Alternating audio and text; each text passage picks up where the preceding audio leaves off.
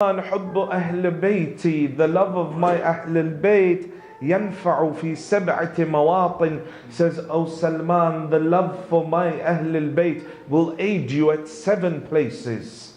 عند الوفاة, the first place that the love of Ahl al-Bayt will come and aid you is at the time of your death, when Malik al-Maut is ripping your soul from your body.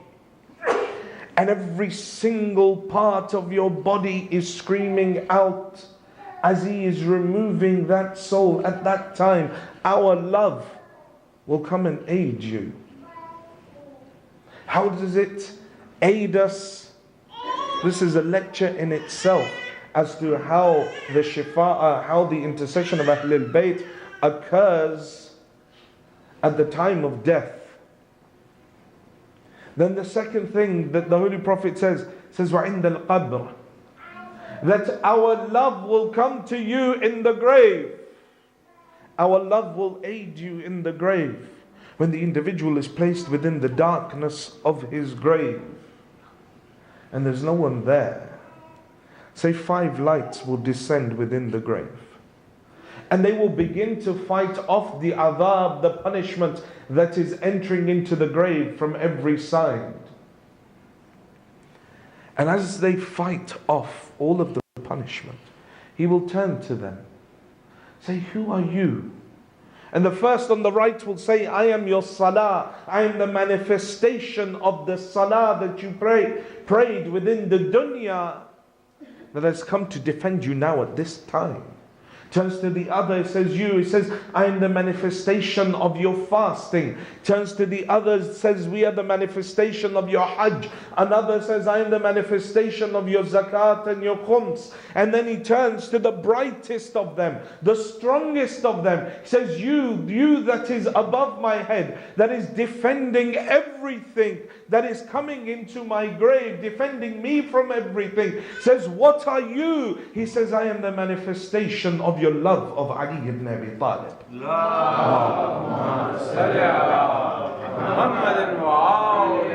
Says that we will aid you at every point. عند القبر, your love of us Ahlul Bayt will come and aid you in the grave. وعند النشور, the day that you are raised from the grave, and how that shifa'a of Ahlul Bayt will help an individual. How it is that the adl of Allah turns into the fadl of Allah, where the justice of God now becomes the mercy of God on Yawm al-Qiyamah. It happens when Ahlul Bayt enter the equation. And it's a whole lecture series in itself. I don't have time to go into it. I just want to touch on these various points. وَعِنْدَ الْحِسَابِ, at the time when your books are opened and the tallying of your deeds is happening, the narration says that each individual will be raised with their imam. And then the shifa of Ahlul Bayt happens such that if the scale of deeds of the believer is tipped slightly towards him entering into hell, the A'imma will go and they will ask for the shifa of that individual. And there's a whole narration that surrounds it as to how it is that they will aid that individual. وَعِنْدَ الْحِسَابِ وَعِنْدَ الْكِتَابِ, when the book of deeds is given to that individual in their hands, that we will aid you at that point. وَعِنْدَ الْمِيزَانِ, at the time when the scales are set up, we will aid you. وَعِنْدَ الصِّرَاط, and upon the sirat, a bridge that is thinner than a hair, sharper than a sword. We will aid you to cross it. And the sirat is 7,000 years long. There are 7 stages upon the sirat. Each stage is 1,000 years. And at each stage a person will be stopped and asked, tell us of your salah. Tell us of the wilayah that you had of Ahlul Bayt. Tell us of your radd al-madhalim. Tell us what you did to other individuals. Tell us about your sadaqah. 7 stages, 1,000 years of questioning at every stage. And people will pass in different speeds, with different speeds. The first group of individuals of the believers, they will pass over the sirat, which is 7,000 years long. It says they will pass over it like lightning. Those that are the lovers of Ahlul Bayt, they will pass over the sirat like lightning. The second group, karrih, the second group will pass over at the speed of wind. The third group shall pass over at the speed of a galloping horse. The fourth group shall pass over while sliding themselves on their bellies and pulling themselves across the sirat. I said, sharper than a sword. They drag themselves on their stomachs across this bridge. And then the final group will be those individuals that will crawl on their hands and knees over the sirat. The first two groups are from amongst the followers of Ahlul Bayt. That's Imam al-Rada salawatullah wa salamuhu alayhi. The Imam says, the one that comes for my ziyarah, I will come for his ziyarah at 3 times. Says the first time, at the time of his death, I will be there. Second, at the time of his scales, I will be there. وَعِنْدَ السِّرَاطِ, and upon the sirat, I will be there. I will aid this individual at every stage of that journey. This love of Ahlul Bayt, amongst its benefits within the dunya, most of its benefits lie within the akhirah. But that love has requirements. It is not just enough for me to say that I love Ahlul Bayt and all of a sudden I will be free from any punishment. It is not enough for me to say that I say Ya Ali, and so as a result of me saying Ya Ali, I'm saved. No. Says it is not enough for you to just say Ya Hussein. Could you please recite salawat? There's a murmur going on, it's distracting. It is not enough to say Ya Hussein. For an individual to be saved, there are certain requirements. The requirements of love. That in order for us to receive the shifa'ah of Ahlul Bayt, in order for us to be successful within the akhirah, there are certain things that I need to have within this dunya. If my actions do not reflect the teachings of Ahlul Bayt, then how can I hope to be saved in the akhirah? If I claim to love someone, and I say to them that I love you, but I don't want to do anything that you want from me. I dare those that are married to go home and to say to their spouse, I don't want to listen to anything that you have to say, but I love you. They say, go out and get some milk. Oh, I forgot to get the milk, but I love you. Yeah? I'd like to see how that pans out for people. It won't pan out very well. But yet we do it every single day with Ahlul Bayt. Ali says, Al-Muhasinu zinatul rajul. Ali says, beard is the beautification of a man. I pass a razor over my face every day. Ali says that the Salatul Layl is the apple of my eyes. I've never prayed Salatul Layl in my life.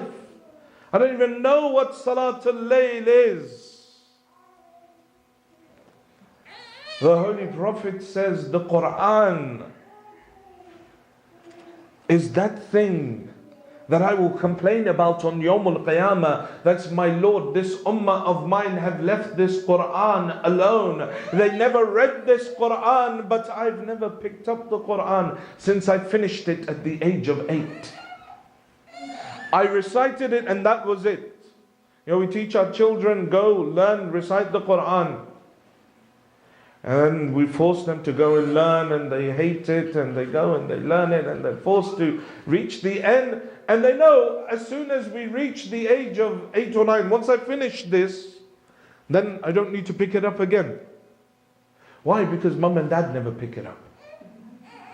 See, now that once I'm old, then I don't have to do this religion thing.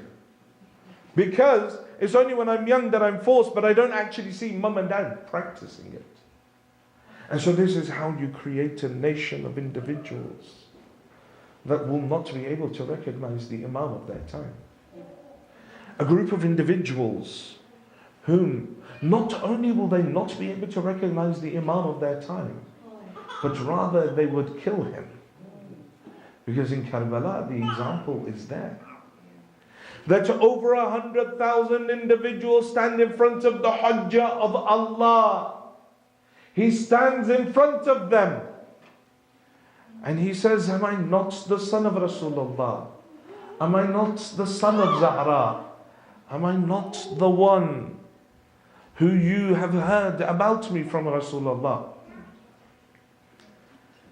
And they say, yes you are, but we're still going to kill you. When he's asking for water, they say, Hussein, you won't drink water until you reach hell. When he asks for an opportunity to pray, they say, Hussein, what salah? Your salah is not accepted. And do we think that we are in some way distant from that reality? That reality does not apply to us? No, that reality applies to us. Because the narrations in regards to our Imam say, those that awaited him, those that said Al-Ajjal, Al-Ajjal all their life. I should actually point out one thing here, that the word is Al-Ajjal with a Ain. Often we of the Indo-Pak subcontinent will say Al-Ajjal, because we're getting, we get a bit lazy, we don't want to pronounce the Ain. See, when we say Al-Ajjal, it means come quickly, hasten the reappearance. Al-Ajjal with an alif means slow it down. Huh? So there's so many of us going Al-Ajjal, maybe that's why he's not here. And this is very important, the pronunciation. For example, an example that I give everywhere I go is the salawat. It's Allahumma salli with a sad, Allahumma salli ala Muhammadin wa ali Muhammad. That, oh Allah, bless Muhammad and ali Muhammad. I get lazy and I don't want to recite the sad. So I say, instead of it, I say Allahumma salli with the sin. I don't say Allahumma salli with the sad. See, Allahumma salli with the sad means, oh Allah, send your blessings upon Muhammad and ali Muhammad. Allahumma salli with the sin means, oh Allah, kill. Says, oh Allah, kill. See the difference? Come to Surah Tawheed. قُلْ هُوَ اللَّهُ أَحَدٌ Allahu Samad with a sad. Samad is one of the names of Allah with a sad. But when I say Samad with the sin, it means manure. It means feces. So now I'm saying Allahu, and I can't be bothered to pronounce the sad. So it's very important that we learn how to recite the Quran properly, and we learn how to pronounce the words properly. And there should be an active effort for us to do so. The narration says those that said Al-Ajjal, Al-Ajjal all their lives, when he reappears, they'll be the first to reject him. They'll be the first to turn against him. Why? Because he's coming with what the narrations say, a new religion. The people will say, what is this religion that you brought? We never followed this. Our forefathers had something different. Our forefathers did something totally different. This is new what you brought. What do you mean my cousin isn't my sister? She's like what do you mean I can't hug my cousin? She's like my sister. What do you mean I can't see my sister-in-law without her hijab? She's married to my brother. Do you see? The cultural Islam that we have created where we think our understanding of hijab, be that cultural understanding of the Indo-Pak, or be that the Western adaptation of that Western culture we have adopted, that does not hold water in Islam. When he reappears and the true Islam comes, many will reject him. They'll say, what is he talking about? This is extreme stuff. It's what's in the heart that matters. It's what's inside that matters. No, it's not. With what is inside, action must also be shown. And at times, the action comes before the ma'rifah. First, one must act upon something. Later, the ma'rifah comes. Later, the understanding, the knowledge, the light comes. Because knowledge is a light within the heart of a believer that is bestowed by Allah. So those that awaited him will be the first to reject him because of their cultural understandings. And I dare say, maybe the way he looks, and this, by the way, this statement has caused me no end of problems in different places.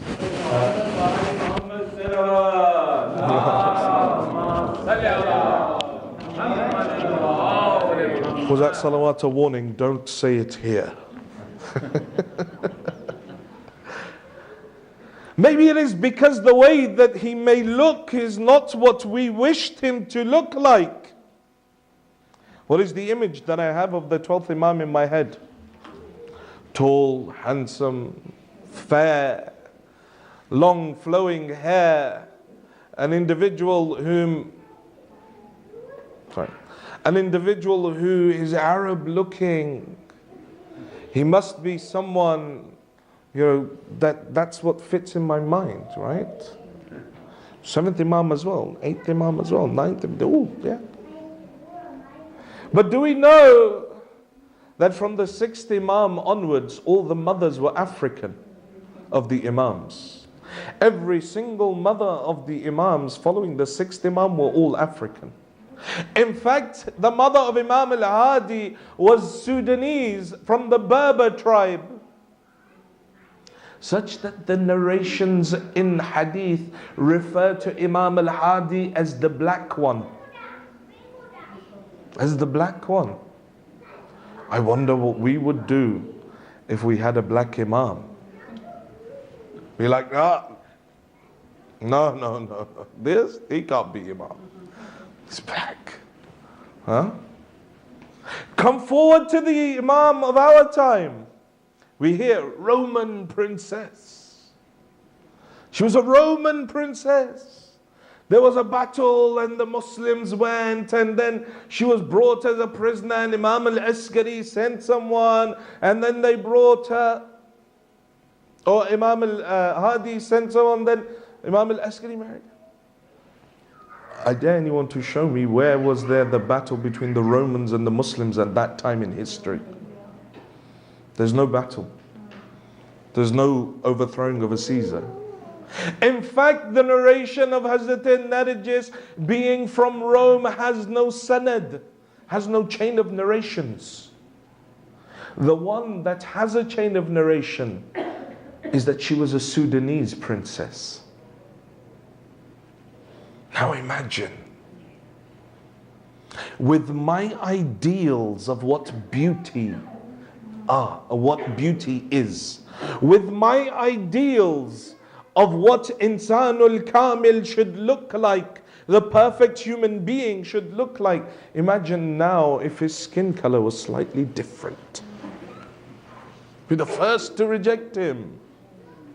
Do you think about how it is that all these people that have awaited him all their lives, when he turns up, we're like, no, you don't look like you should. Well, we can't follow you. It's hypothetical. I'm not saying that the Imam is. No one knows what the Imam looks like. I'm saying to you, look, even genetically, if there's any scientists here, they can explain. Look at it. 6th Imam onwards, all the mothers, North African, Sudanese, Berber, ila akhir.